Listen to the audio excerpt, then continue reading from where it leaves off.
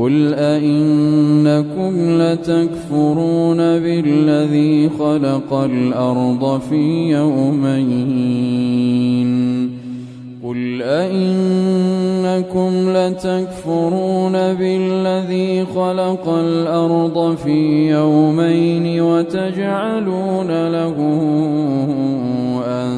أندادا ذلك رب العالمين বলুন তোমরা কি তার সাথেই কুফরি করবে যিনি জমিন সৃষ্টি করেছেন দুদিনে এবং তোমরা কি তার সমকক্ষ তৈরি করছো তিনি সৃষ্টিকুলের রব وجعل فيها رواسي من فوقها وبارك فيها وقدر فيها أقواتها في 4 أيام سواء للسائلين আর তিনি স্থাপন করেছেন অটল পর্বতমালা ভূপৃষ্ঠে এবং তাতে দিয়েছেন বরকত এবং 4 দিনের মধ্যে এতে খাদ্যের ব্যবস্থা করেছেন সমভাবে যাচনাকারীদের জন্য ثم استوى إلى السماء وهي دخان فقال لها وللأرض ائتيا طوعا أو كرها قالتا أتينا طائعين তারপর তিনি আসমানের প্রতি ইচ্ছে করলেন যা পূর্বে ছিল ধোঁয়া অতঃপর তিনি ওটাকে আসমান ও জমিনকে বললেন তোমরা উভয়ে আসো ইচ্ছায় বা অনিচ্ছায় তারা বলল আমরা আসলাম অনুগত্য হয়ে فقضاهن 7 سماوات في يومين وأوحى في كل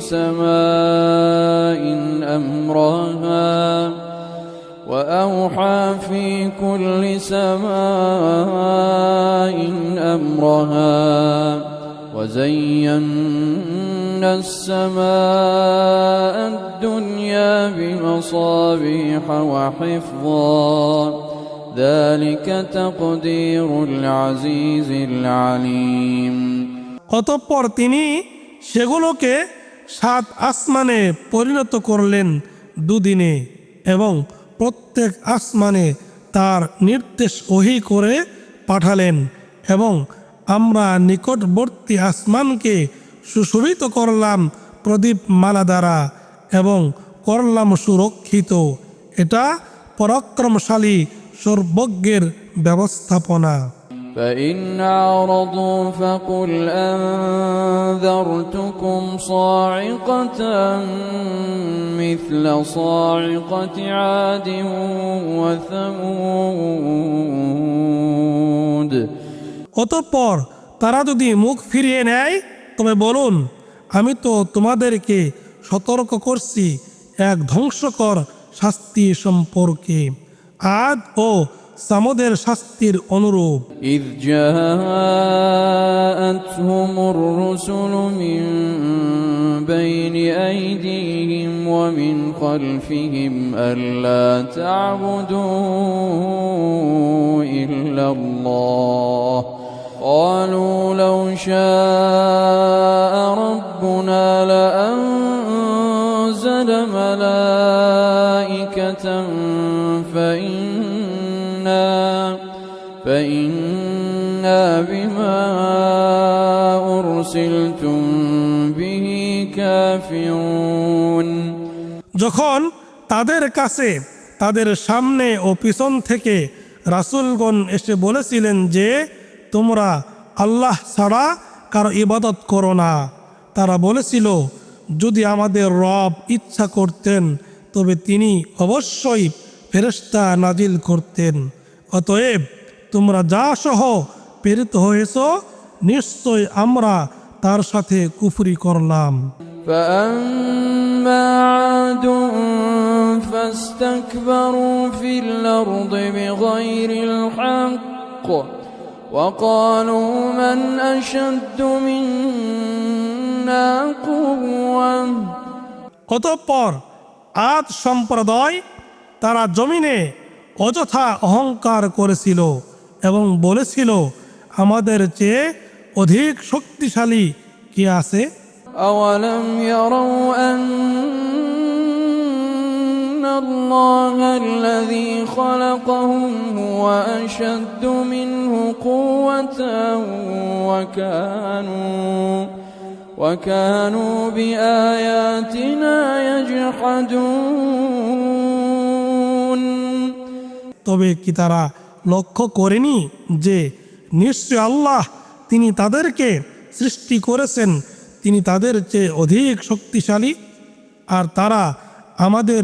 নিদর্শনাবলীকে অস্বীকার করত। فأرسلنا عليهم ريحا صرصرا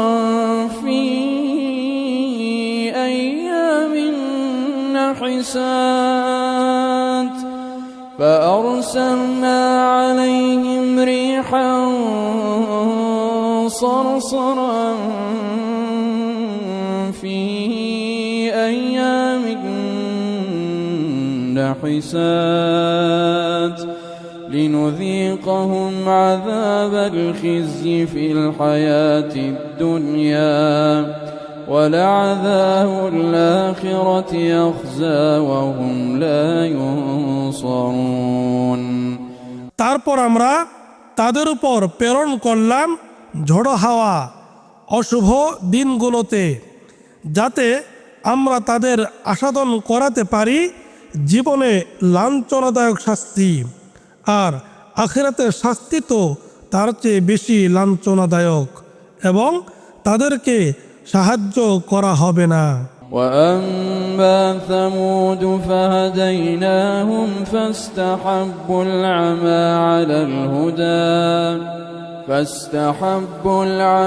على الهدى فأخذتهم صاعقة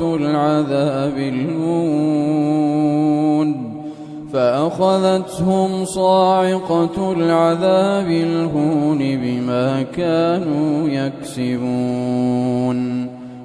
আর সামুদ সম্প্রদায় আমরা তাদেরকে পথ নির্দেশ করেছিলাম, কিন্তু তারা সৎ পথের পরিবর্তে অন্ধ পথে চলা পছন্দ করেছিল, ফলে লাঞ্ছনাদায়ক শাস্তির বজ্রাঘাত তাদের পাকড়াও করল তারা যা অর্জন করেছিল তার জন্য। وَنَجَّيْنَا الَّذِينَ آمَنُوا وَكَانُوا يَتَّقُونَ আর আমরা রক্ষা করলাম তাদেরকে যারা ঈমান এনেছিল এবং যারা তাকওয়া অবলম্বন করত। ويوم يحشر أعداء الله إلى النار فهم يوزعون আর যেদিন আল্লাহর শত্রুদেরকে আগুনের দিকে সমবেত করা হবে, সেদিন তাদেরকে বিন্যস্ত করা হবে বিভিন্ন দলে। حتى إذا ما جاءوها شهد عليهم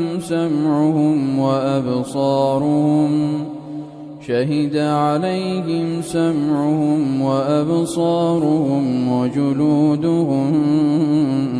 بما كانوا يعملون পরিশেষে যখন তারা জাহান্নামের সন্নিকটে পৌঁছবে, তখন তাদের কান, চোখ ও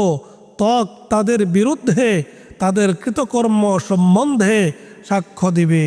وقالوا لجلودهم لم شهدتم علينا قالوا أنطقنا الله الذي أنطق كل شيء وهو خلقكم أول مرة وإليه ترجعون আর তারা জাহান্নামীরা তাদের ত্বককে বলবে, কেন তোমরা আমাদের বিরুদ্ধে সাক্ষ্য দিলে? তারা বলবে, আল্লাহ আমাদের বাক শক্তি দিয়েছেন, যিনি সব কিছুকে বাক শক্তি দিয়েছেন,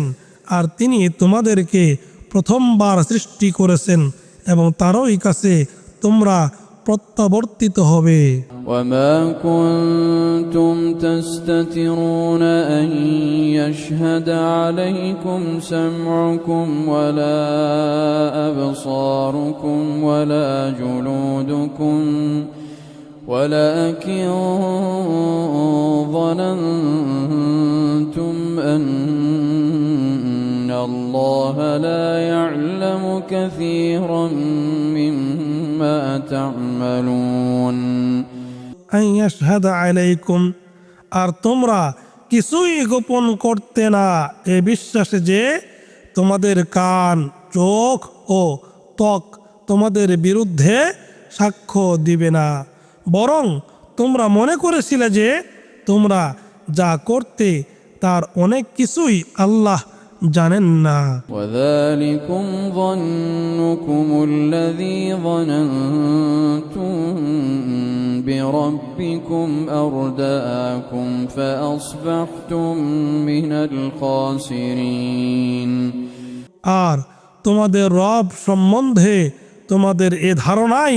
তোমাদের ধ্বংস করেছে, ফলে তোমরা হয়েছ ক্ষতিগ্রস্তদের অন্তর্ভুক্ত। فإن يصبروا فالنار